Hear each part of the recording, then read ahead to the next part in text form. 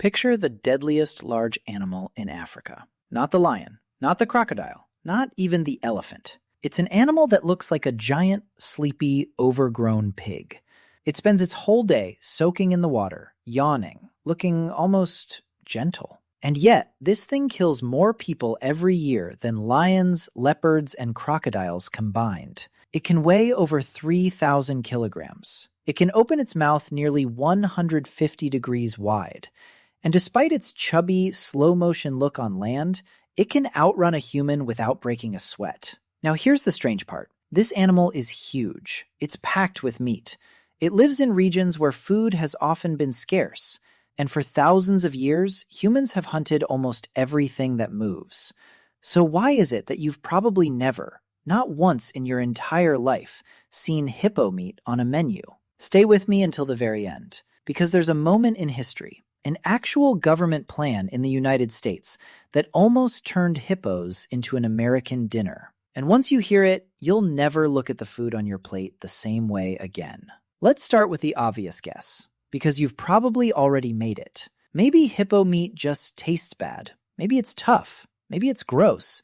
Maybe there's some reason nobody wants to eat it. That sounds reasonable, until you actually look at the people who do eat it. Because here's the thing. Hippo meat is eaten. In parts of Africa, it's been a source of food for a very, very long time. People who've eaten it describe the taste as somewhere between beef and pork. Rich, a little gamey, but genuinely good. So the "it tastes bad" theory, it falls apart almost immediately. Hippo meat isn't inedible. It's not disgusting. By most accounts, it's actually pretty tasty, which means the real reason has to be something else entirely. And believe it or not, part of that reason starts in America, with a plan so wild, so bizarre, that most people don't believe it's real when they first hear it. The year is 1910. The United States has a problem, a big one. The country is growing fast, cities are exploding, and there just isn't enough meat to feed everyone. Beef prices are climbing. People are worried. Newspapers are calling it the meat question. At the same time, there's a second problem. In Louisiana, an invasive plant called the water hyacinth is choking the rivers and swamps.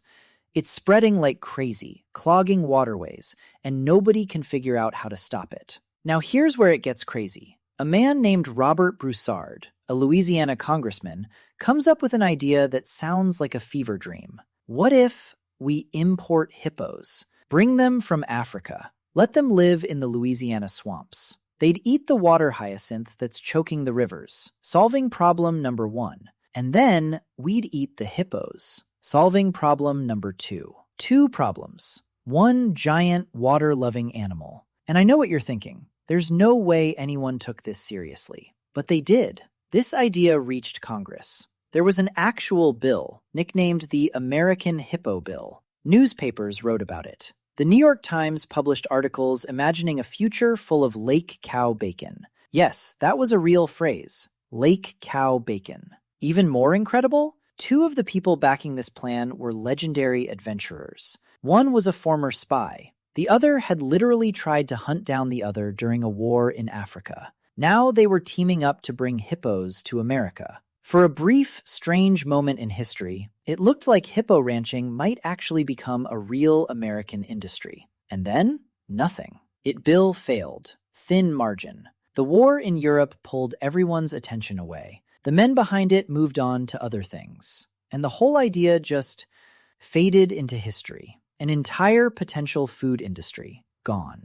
Not because it failed, but because history simply moved on to something else. So that answers America, but it opens up a much bigger question. If hippo meat is edible, and hippos are massive, and humans hunt almost everything, why didn't hippo farming take off anywhere? And this is where the real answer finally starts to show itself. And it has almost nothing to do with taste, and everything to do with the animal itself. Let's talk about what a hippo actually is. A hippo is not a cow. It's not a pig.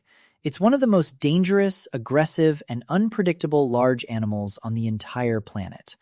They're extremely territorial. In the water, they'll attack boats. On land, they'll charge anything that gets too close. And remember, this is a 3-ton animal that can hit speeds of nearly 30 kilometers per hour on land. Now imagine trying to farm that. Think about how we domesticated cattle. Cows are relatively calm. They live in herds, they tolerate humans, they breed easily in captivity. They don't try to kill you when you walk into the field. Hippos are the opposite of all of that. They're aggressive. They need huge amounts of water. They're incredibly difficult to contain. And they do not want you anywhere near them. You can't just fence in a herd of hippos the way you fence in cows. You'd need massive bodies of water, enormous enclosures, and you'd be risking human lives every single day. And here's the deeper truth. Throughout history, humans didn't domesticate animals because they were the biggest or the tastiest.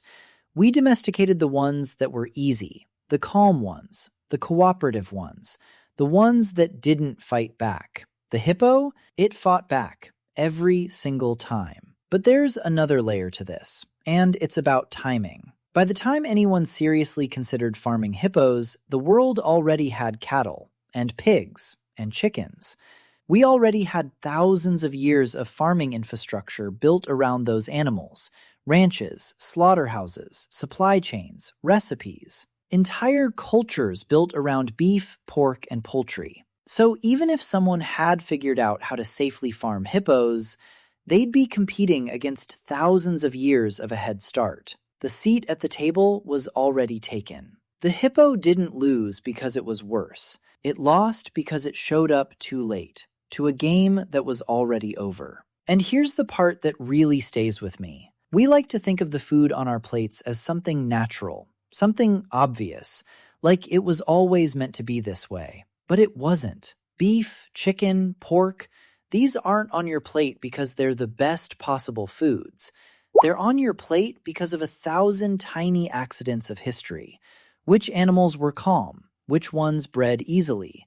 Which ones showed up at the right time, in the right place, before anything else could take their spot? The hippo checks almost none of those boxes. Too aggressive, too dangerous, too hard to farm. And by the time we thought about it, far too late. So it never made it to the table. And there's actually a modern twist to this story, one that makes it even stranger. Today, in Colombia, there are wild hippos, real ones, living in the rivers. How? Because the drug lord Pablo Escobar imported a handful of them for his private zoo back in the 1980s. When his empire collapsed, the hippos were left behind. And they didn't just survive, they thrived. Those few hippos have now multiplied into a booming wild population, the only wild hippos outside of Africa. And now, scientists and officials are struggling with what to do with them, because they're dangerous, invasive, and spreading fast. It's the same lesson all over again. A giant, powerful animal dropped into the wrong place at the wrong time, creating chaos nobody planned for. So the next time you sit down for a meal, take a second to really look at what's on your plate. Because it's not just food, it's a record of which animals were gentle enough to farm, which ones showed up early enough to matter, and which ones, like the hippo, were just a little too wild, too dangerous, and a little too late. The hippo didn't fail because it tasted bad. It failed because it was never willing to sit quietly at a table that had already been set. And honestly, maybe that's exactly how it wanted it.